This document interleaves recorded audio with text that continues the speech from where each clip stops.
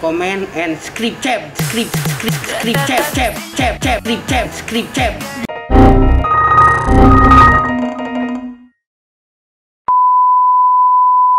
tab. Halo car radio lovers, kembali lagi bareng gua Teddy JL di channel YouTube Niki Motor.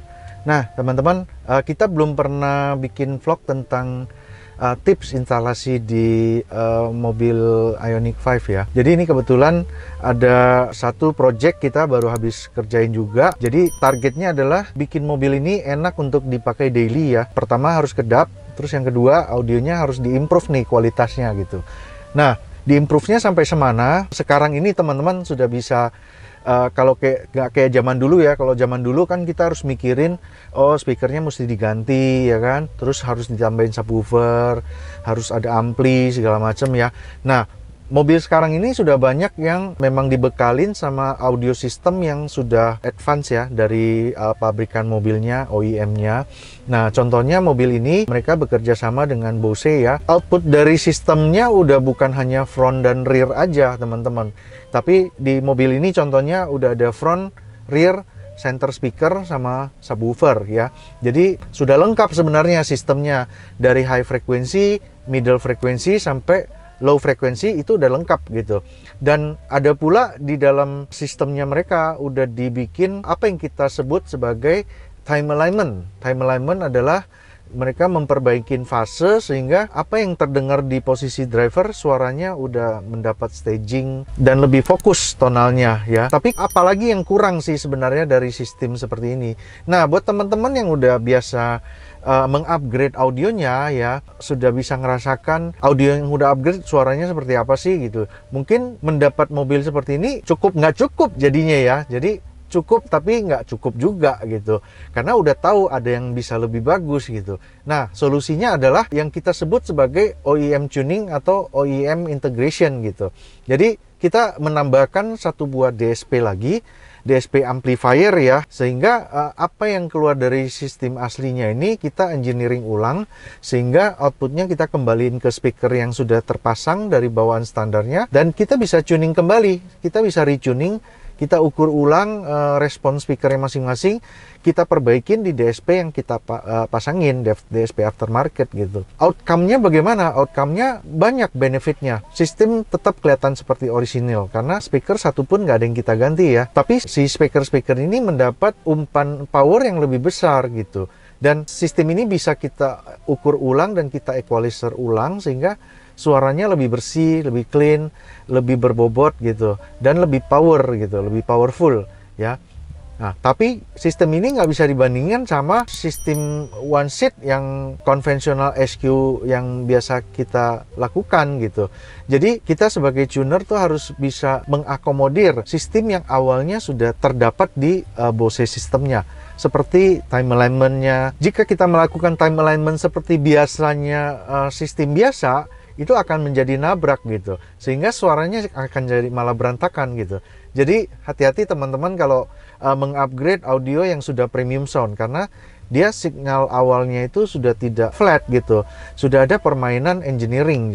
Jadi kita harus bisa memahamin behavior sistem aslinya, sehingga apa yang kita treatment perbaikin sistemnya itu tidak malah menjadi berantakan, tapi menjadi malah tambah enak gitu. Ya, nah itu poinnya teman-teman. Jadi banyak teman-teman yang masih bingung ya OEM tuning itu apa gitu ya. Yang penting adalah in-out channelnya itu benar-benar bisa mengakomodir sistem yang sudah ada. Jadi jangan sampai sistem yang ada mengeluarkan output misalnya 6 channel, tapi kita pakai DSP yang hanya punya inputan 4 channel. Ya itu kurang teman-teman, jadi nggak cocok DSP-nya. Jadi hati-hati, jangan sampai salah, sehingga jadinya kita mau upgrade malah jadinya nggak optimal gitu ya.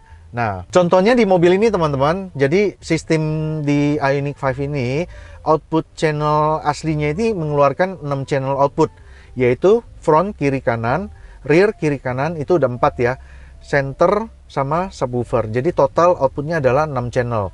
Nah, di case ini saya memakai DSP amplifiernya, saya pakai Masway D8. D8 itu memiliki 8 input dan 10 output. Di antara 10 output itu 8 sudah punya amplifier ya. Karena saya punya output lebih, front channel ini yang tadinya pasif saya rubah jadi full aktif. ya. Jadi full aktif. Jadi depan 4 channel, tengah 2 channel, 6 channel, center speaker 1, 7 ya. Sisanya saya buat subwoofer. Subwoofer saya dorong lagi pakai external amplifier. Di case ini saya pakai Zvox yang 1000D ya, monoblock ya, power monoblock. Nah, setelah mapping sistem ini beres, kita tinggal tuning dan inilah hasilnya. Untuk hasil suaranya tentu di akhir video ini kita tetap kasih denger. Teman-teman bisa dengerin hasil suaranya. Setelah Bose ini di tune up, dikulik, hasilnya seperti apa. Teman-teman bisa ngerasain ada beda nggak dengan yang sistem standar. Kalau kebetulan teman-teman yang denger ini punya Ioniq 5 juga tapi yang standar gitu ya. Oke. Nah, selain audionya bagus, mobil ini juga harus dibikin kedap ya. Bikin kedap ya, kita pasangin peredam di sekeliling bodinya, di samping ya, pintu-pintu kita pasangin peredam sesuai standar kita pakai 3 lapisan, 3 sisi ya, plat sebelah dalam dan luar, sama bagian door trim. Jangan lupa teman-teman, bagian door trim ini kalau kita pasangin peredam, otomatis output dari speaker akan lebih bersih karena rattle-nya jadi berkurang gitu. Setelah itu lantainya juga kita fullin dengan peredam sampai ke bagian quarter ya. Sampai bagian quarter. Saya udah coba mobilnya, saya coba bawa jalan, hasilnya memang luar biasa teman-teman. Jadi mobilnya yang tadinya udah lumayan kedap ya, sekarang dengan kita tambahin peredam jadi senyap banget. Terlebih ini adalah mobil listrik ya. Mobil listrik kan senyap yang nggak ada suara mesin ya. Jadi kalau ada road noise atau apa, lu tuh gampang kedengaran suara dari luar gitu. Nah, setelah kita pasangin peredam, dia menjadi tambah nyaman gitu.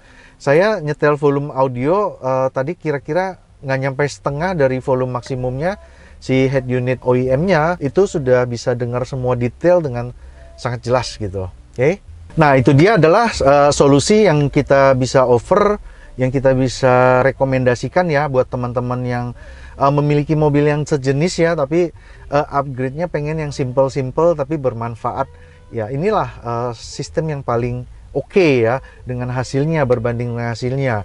Karena apapun DSP yang Anda pakai ya, sistem apapun, tetap instalasi dan tuningnya itu sangat-sangat penting ya, karena itu menentukan hasil akhir dari output suaranya yang kita nikmatin. Worth it apa enggak ya, itu balik lagi ke cara installernya mengolah ini semua gitu ya. Nah, mudah-mudahan teman-teman yang punya mobil yang sejenis bisa terinspirasi ya. Ini adalah step pertama yang sangat-sangat worth it dan bermanfaat ya buat teman-teman. Saya rasa enjoymentnya waktu nyetir itu naiknya cukup banyak ya. Dan musicality kita waktu nyetel lagu apa segala macam sangat bisa dinikmatin ya. Sekali lagi ini sistem tentu berbeda dengan sistem SQ konvensional ya. Sistem SQ konvensional adalah mencari staging ya, yang kelas-kelas kompetisi ya. Tapi ini adalah untuk daily use yang suaranya bulat, tonalnya kedengaran jelas, that's it gitu loh. Jadi yang benar-benar cukup pakai untuk daily, suaranya enak, didengerin nyaman, kuping nggak capek gitu aja. Nah, itu dia review singkat instalasi di mobil Ioniq 5. Terima kasih buat teman-teman yang udah menonton dari awal. Kita ketemu lagi di video berikutnya. See you. Dah.